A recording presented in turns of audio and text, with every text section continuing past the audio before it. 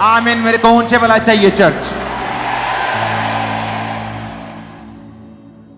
Hallelujah, hallelujah.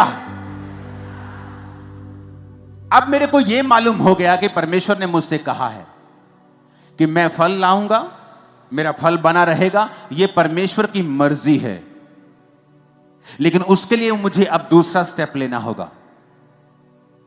वो क्या है? परमेश्वर की दी हुई बुलाहट में बने रहना।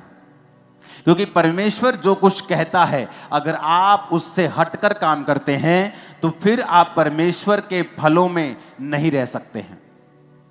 बाइबल कहती है, योना नबी की पुस्तक 1 अध्याय उसकी 1 आयत में, यहोवा का यह वचन अमित्ते के पुत्र योना के पास पहुंचा, उठकर उस बड़े नगर निनवे को जा और उसके विरुद्ध प्रचार कर, क्योंकि उसकी बुराई मेरी दृष्टि में बढ़ गई है। परंतु योना यहोवा के सम्मुख से तरशीश को भाग जाने के लिए उठा और याफा नगर को जाकर तरशीश जाने वाला एक जहाज पाया और किराया देकर उस पर चढ़ गया और उसके साथ यहोवा के सम्मुख से वो तरशीश को चला जाए। तब यहोवा ने समुद्र में एक प्रचंड आंधी चलाई और समुद्र में बड़ी आंधी उठी कि जहाज टूटने पर था। मल्लाह लोग उठकर अपने देवता की दुहाई देने लगे और जहाज में जो व्यापार की सामग्री थी उसे समुद्र में फेंकने लगे कि जहाज हल्का हो जाए। परंतु योना जहाज के निचले भाग में उतरकर सो गया था और गहरी नींद में पड़ा हुआ था। तब मांझी उसके निकट आकर कहने लगा, तू भारी नींद में पड़ा हुआ क्या करता है? उठ अपने देवता की दुहाई दे। संभव है कि ईश्वर हमारी चिंता करे और हमारा नाश ना हो। तब उन्होंने आपस में कहा, आओ हम चिट्ठी डालकर जान लें कि ये विपत्ति हम पर किसके कारण पड़ी है। तब उन्होंने चिट्ठी डाली और चिट्ठी योना के नाम पर निकली। तब उन्होंने उससे कहा, हमें बता कि किसके कारण ये विपत्ति हम पर पड़ी है। तेरा बिजनेस, तेरा उद्यम क्या है? तू कहां से आता है और तू किस देश और किस जाति का है? योना ने उन भाइयों से कहा, मैं इब्री हूं और स्वर्ग का परमेश्वर यहोवा जिसने जल स्थल दोनों को बनाया है उसी का भय मानता हूं। तब वे बहुत डर गए और उससे कहने लगे, तूने ये क्या किया है? वे जान गए थे कि वो यहोवा के सम्मुख से भाग आया है, क्योंकि उसने आप ही उनको बता दिया था। तब उन्होंने योना से पूछा, हम तेरे साथ क्या करें जिससे समुद्र शांत हो जाए? उस समय समुद्र की लहरें और भी बढ़ती जाती थी। योना ने उनसे कहा, मुझे उठाकर समुद्र में फेंक दो, तब समुद्र शांत पड़ जाएगा, क्योंकि मैं जानता हूं कि यह भारी आंधी तुम्हारे ऊपर मेरे ही कारण आई है। तो भी वो बड़े यत्न से खेते रहे कि उसको किनारे पर लगाएं, परंतु पहुंच ना सके, क्योंकि समुद्र की लहरें उनके विरुद्ध बढ़ती ही जाती थी। उन्होंने यहोवा को पुकार कर कहा, हे यहोवा, हम विनती करते हैं कि इस मनुष्य के प्राण के बदले हमारा नाश ना हो, ना हमें इस निर्दोष की हत्या का दोषी ठहरा, क्योंकि हे यहोवा, जो कुछ तेरी इच्छा से था तूने वही किया है। तब उन्होंने योना को उठाकर समुद्र में फेंक दिया और समुद्र की भयानक लहरें थम गईं। तब उन मनुष्यों ने यहोवा का भय माना और उसको भेंट चढ़ाई और मन्नतें मानी। यहोवा ने एक बड़ा मच्छ ठहराया था कि वो योना को निगल ले, और योना उस मगरमच्छ के पेट में 3 दिन और 3 रात पड़ा रहा। अब यहां पर परमेश्वर अपने एक दास को कहता है कि बेटा जा और नीनवे नगर को जाके उनके बारे में प्रचार कर। तू उनको प्रचार कर कि 40 दिन के अंदर अंदर,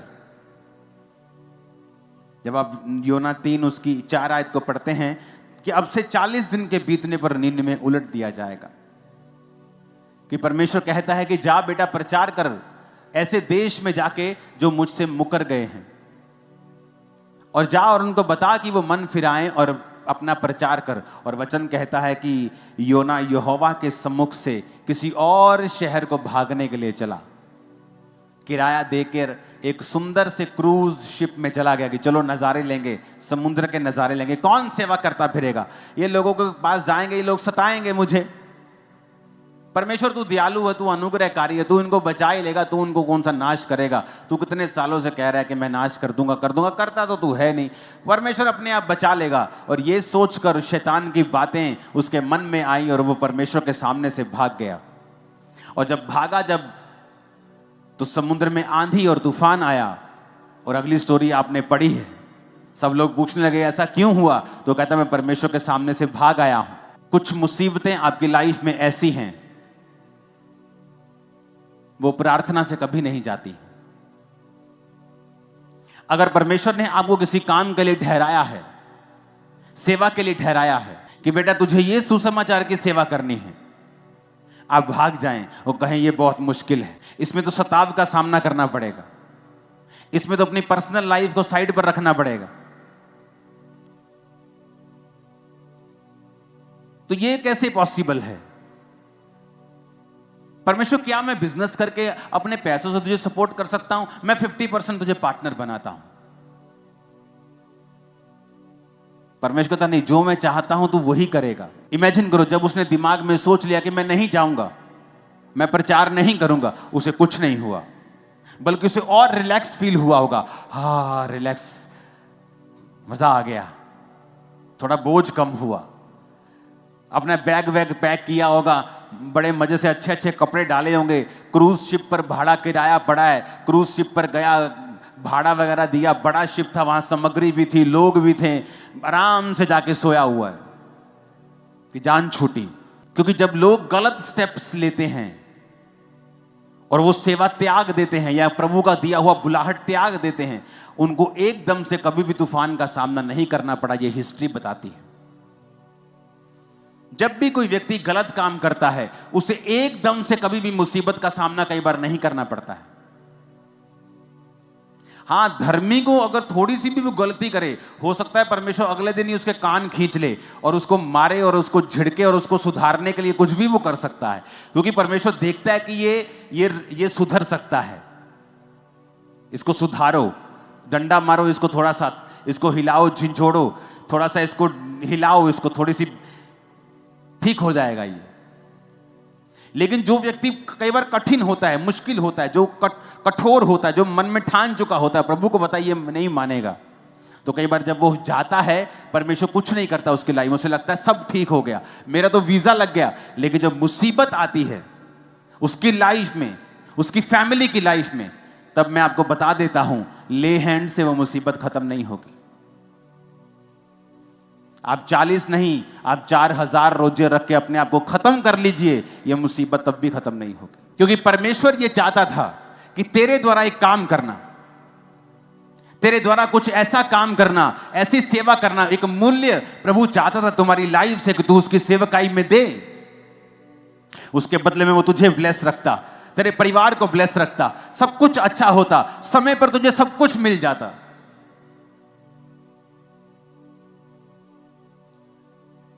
लेकिन जब हम परमेश्वर से हटते हैं और योना नबी की तरह काम करते हैं, फिर आता है एक टर्निंग पॉइंट जहां लाइफ में फिर मुसीबत एंटर करती है। और मैं आपको बताना चाहता हूं, अपने पास्टर को इस मुसीबत के लिए कृपया तंग ना करें, क्योंकि यह मुसीबत ले हैंड से जाने वाली नहीं है। यह मुसीबत तुम्हारी तौबा की वजह से जाएगी, जो तुम करना नहीं चाहते हो।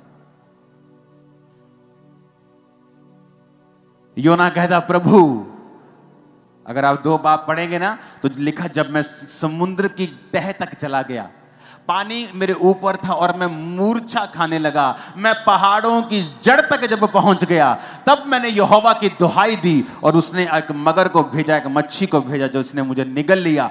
पेट के अंदर पड़ा पड़ा वो 3 दिन रात परमेश्वर की दुहाई देता रहा और परमेश्वर के उस मच्छ ने उसको निगल दिया। जब तौबा की कि परमेश्वर मुझे माफ कर दे, मैं जाता हूं, तो परमेश्वर कहता है, पहले तुझे मालूम नहीं था, तो पहले अगर जाता तो इतने छितर ना खाता, तू इतनी मुश्किलें तुझको ना आती, तूने दूसरों का भी नुकसान करवाया। व्यापार की वस्तुएं, उसमें घी होगा, उसमें चावल होंगे, उसमें क्या क्या व्यापार पुराने जमाने में होता, कपड़े होंगे, सारा कुछ समुद्र में फेंका, फाइनेंशियली नुकसान किया, दूसरों का नुकसान किया।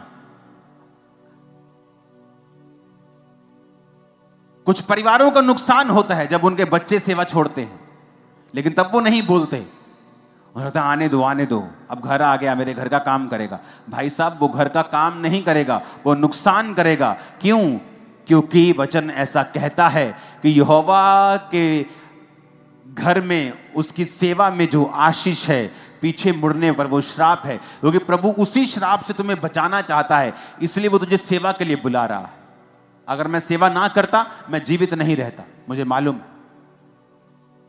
तो परमेश्वर ने उस कर्ज को खत्म करने के लिए मुझे कहा, अगर तू सेवा करेगा वो कर्ज खत्म हो जाएंगे।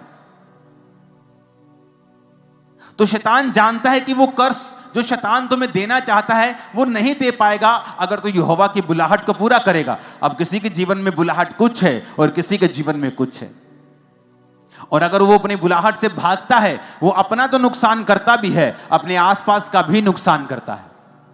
फिर आप ले हैंड करवा लो, आप 40 रोजे रख लो, 80 रख लो, 120 रख लो कि हील हो जाए, डिलीवर हो जाए, ये मुसीबत चली जाए।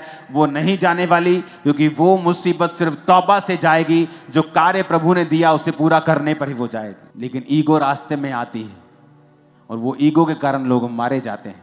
पारिवारिक मेंबर्स का नुकसान होता है, फाइनेंस का नुकसान होता है, जीवन का नुकसान होता है, बुढ़ापे में और अधिक उनको तकलीफों का सामना करना पड़ता है।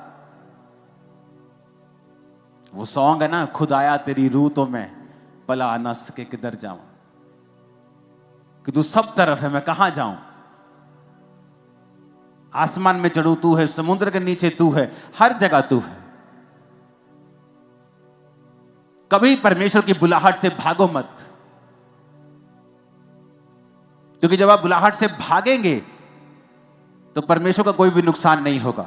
आपकी जगह आपसे बेटर पर्सन उस जगह को ले लेगा, उस भवन का भी नुकसान नहीं होगा।